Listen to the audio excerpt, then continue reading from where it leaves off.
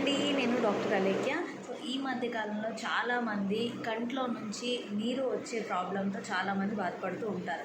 చాలా చోట్ల ఎన్ని మందులు వాడినా, ఎన్ని డ్రాప్స్ వాడినా కూడా నీరు కారడం అనేది తగ్గదు.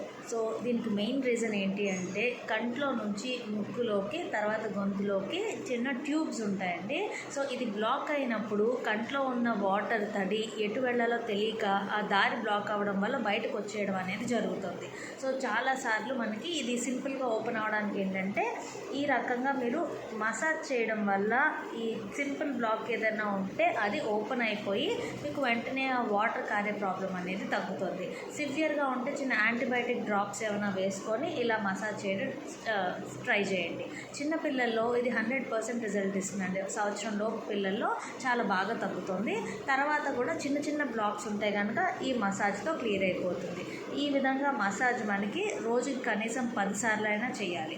ఇలా చేయడం వల్ల మనకి ఇక్కడ నుంచి ఇక్కడ వరకు గొట్టాలు ఉంటాయి, ఎక్కడ బ్లాక్ ఉందో తెలియదు కాబట్టి పైనుంచి కింద వరకు చేయండి. దీంతో చాలా మటుకు మీరు బెనిఫిట్ అవుతారు. Thank you.